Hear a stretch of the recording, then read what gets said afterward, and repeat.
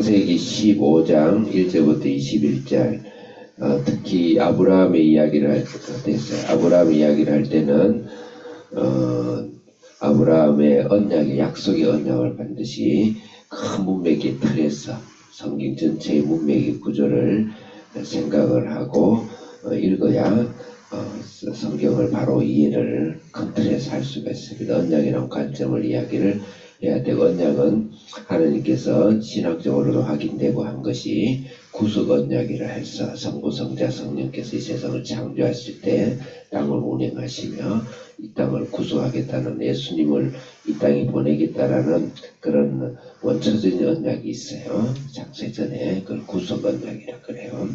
그래서 그렇게 예수님이 오시고 이 땅에, 그렇지만 이 땅을 영계의 타락 속에서 인간이 만들어졌다고 보는 거예요. 그래서 이 땅에 그렇지만 아담 에덴 동산을 하고 아담과 하와의 인류를 시작을 했는데, 하나님께 생명나무와 선악과를 하고, 하나님께 그때 생명 선악과를 다 먹지 않고 하나님께 반역하지 않으면 영원한 하나님 나라가 될 것인데, 그것을 행위 언약이라 그래요. 거기서 아담이, 인류가 실패하고 새 아담이신 예수 그리스도께 오신다, 이 원시 복음을 시작을 해서 노아의 보존복음은 사실 예수 그리스도의 씨를 보존하는 거예요. 보존복음이 오면서 그러면서 아브라함 12장에 의해서는 인간의 힘으로는 행위로 구원받았었고 이미 실패했죠. 그래서 예수님이 오시겠다라는 그 언약의 약속이 시작된 것이 아브라함입니다. 그리고 그것을 모형을 만든 것이 모세 언약입니다. 그리고 모형이 이제 완성되고 나면 이제 모델하우스는 없어지잖아요. 그 완성된 것이 성전입니다. 그래서 솔로몬이 그렇게 타락하고, 우리 기준, 인간 기준으로 보더라도 참 목사들이 제일 싫어하는 게 솔로몬이에요, 사실은요. 그렇지만 하나님이 아주 어여삐 여기신 것은 그 안에 예수 그리스도를 통해 구속을 사실 예쁘게 보시는 거예요. 그 다윗의 언약으로 완성을 하고, 그것이 우리 속에 들어오기 위해서는 새 언약이 돼야 되죠. 그 선지자를 통해서 성령이 새 언약을 이야기하고, 그 언약을 우리 속에 쑥 들어오셔서 완성하시고 성취하신 것이 예수 그리스도다. 그걸 성경은 전체를 이야기하고, 예수님은 그것을 통해서 구약은 나에 대해서 이야기한 거다, 그런 거예요. 그래서 이 말씀도 그런 아브라함에게 약속을, 은혜의 언약을 처음 주실 때 그런 모습이다. 그렇게 보면은 1절부터 그래, 그 언약이 이루어진 것을 하나님 나라라 그래요. 하나님 나라는 세 가지 조건이 있어요. 주권, 그 통치, 요새는 백성이 주권이지만은 하나님 나라에서 하나님 절대 주권입니다. 하나님 주권. 그 다음에 두 번째는 땅, 그 다음에 세 번째는 백성이에요. 그 세 가지를 기준으로 하면서 묵상을 하면 오늘 본문의 말씀이 좀 더 명확해질 것이다. 1절부터 오늘 15절까지는 그 주권, 이 자손, 이건 단수로서 나오면서 우리를 포함하고 있지만 예수 그리스도입니다. 예수 그리스도. 굉장히 중요한 본문으로 성경 신약에서는 사도 바울은 이것을 인용하고 있어요. 그 다음 7절부터 16절은 백성으로 출애굽을 상징하는, 출애굽의 고난 가운데 죽은 가운데 우리를 구원하시면서 하나님의 백성으로 연단시켜서 만드는 백성의 이야기다. 그 다음 17절부터 21절 마지막까지는 땅, 모든 족속을 포함하는 그 당시 성령이 임하시는 너희는 권능받고 땅 그것 같이 복음을 전하는 그런 하나님의 나라를 사실은 염두에 두고 하나님께서 이 말씀을 주셨다. 이렇게 전체 구조적으로 보는 게 좋겠어요. 1절 크게 읽겠습니다. 1절 시작. 이후라는 것은 어떤가 학자들이 여러 가지 이야기 있지만 사실 직접적으로 앞장을, 그래서 문맥 구조적으로 보면은 사실은 이후가 금방 이해가 되어져요. 앞장이 어떤 일이 있냐, 왕들의 이야기를 그렇게 많이 하고 결국 멜기세덱의 평강의 왕을 예수 그리스도를 상징하면서 하나님 나라의 왕으로 오신 예수 그리스도, 아브라함을 만난 언약을 주신 것이죠. 그래서 그때 싸움에서 318명을 데리고 그 당시 최강의 제국을, 진짜 엄청나요. 그게 그래서 최강의 제국을 무너뜨리는 거예요. 그랬을 때 그 이후에 하나님께 이 말씀을 주셨다. 그렇게 볼 수가 있습니다. 그리고 하나님이 예수님 멜기세덱 왕, 살렘의 왕 이후에 이 말씀 주셨다 이렇게 보는 것이 자연스럽습니다. 2절 읽겠습니다. 시작.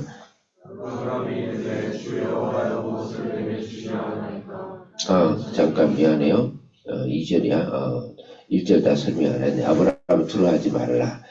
큰 싸움을 하고 나면 어쨌든 후유증으로 두려움도 있고 그 다음에 생각이 많겠죠. 그러면서 하는 말이 나는 네 방패다. 그러니까 이제 하나님이 그런 모든 싸움에서 이 세상의 제국과 사탄 원수마귀가 싸움에서 하나님이 이기시고 승리하시고 보호하신다 이 말이겠죠.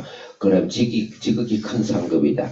그때 소돔이라는 세상 왕이 자기의 것을 내가 널 주겠다 했을 때 아브라함이 안 받겠다 그랬죠. 이것은 세상과 짝하지 않겠다. 그래서 이 세상 모든 것을 나의 것이 아니고 하나님 것이다. 그래서 나의 것으로 난 여기지 않는다. 그런 어떤 의미를 이야기할 수 있어요. 대신 아브라함에게 하나님 큰 상급을 주겠다. 2절이 다시 읽겠습니다. 크게 시작. 아브라함이 이르되 주여 무엇을 내게 주시라나이까. 나는 자식이 없사오니 나의 상속자는 이 방패가 되겠으리니. 여기서 자식, 상속자가 지금 여러 번 나오죠. 자식과 상속자는 같은 의미인데 자식은 여기서는 단수로 이야기해요. 단수면서도 복수를 포함하고 있는 거예요. 갈라디아서 3장 16절에서 이 말씀을 사도 바울이 직접 인용하는 거예요. 이것은 예수 그리스도를 이야기한다. 사도 바울은 그렇게 아주 노골적으로 이야기해요. 상속자라는 것은 단순히 아브라함의 개인의 아들 이야기 의미가 아니죠. 하나님 나라의 상속자예요. 만약 왕의 아들이나 뭐죠? 왕이 있을 때 상속자는 왕자고 왕권을 이야기하는 거죠. 그 예수님도 사실 왕권을 이야기하죠. 그래서 예수님 왕권을 이야기하는 예수님을 이야기하는 그 상속자는요. 그 다음에 3절 읽겠습니다. 크게 시작. 다시 시작.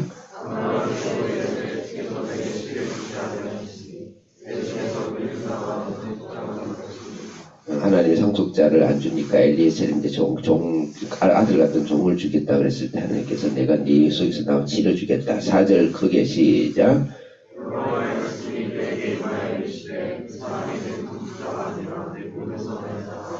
네, 5절 크게 빠른 속도로 시작.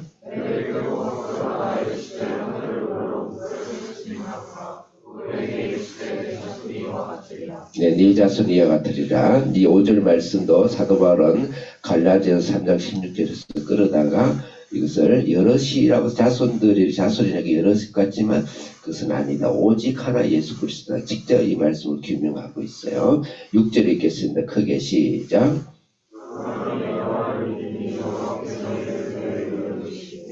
이를 의로 여겼다. 그래서 앞에 있는 것을 예수 그리스도로 생각하지 않으면 6절 말씀이 절대 해석이 되지 않죠.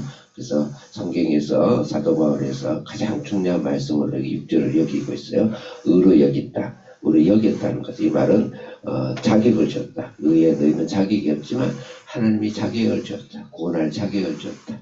예수님 대신 십자가에 죽으심으로 우리가 죄인 대해서 의인의 삶을 우리가 주신다. 근데 아브라함이 이를 믿었다 그랬어요. 믿어서 의로 여겼다. 그래서 믿음의 조상 아브라함이 여기서 탄생하는 겁니다. 그 다음에는 하나님 나라에서 주권 하나님이 예수님이 통치하시고 하나님 나라의 왕이 되시고 우리의 구세주가 구원자가 되시고 주셨다는 거. 그러기 위해서는 백성이어야 되겠죠. 우리가 백성을 어떤 과정으로 인도하는지 7절 읽겠습니다. 큰 소리로 시작.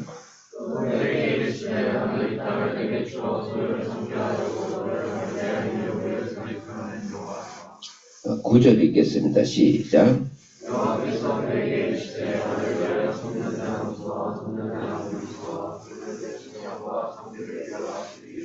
여러분 레위기에서 많이 읽어봤죠? 10절 크게 시작.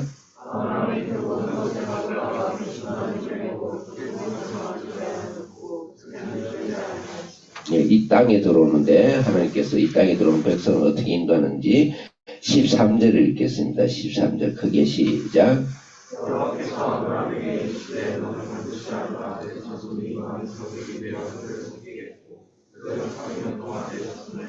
14절 크게 시작.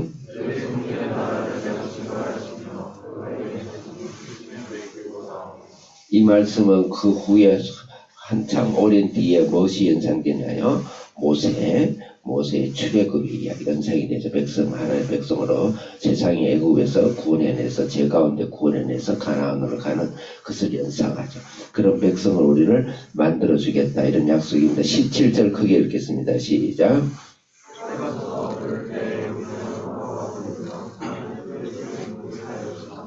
예, 여기서 햇불타는 햇불을 쪼갠 사이, 고기를 쪼갠 사이를 지나간다는 의미는 그것은 원래 그 당시 강대국과 강대국 서로의 나라가 언약을 맺고 계약을 맺을 때 상호 보호조약이죠. 때 동물이 짐승을 발을 쪼개요. 그래 같이 손을 양자가 손을 잡고 지나가요.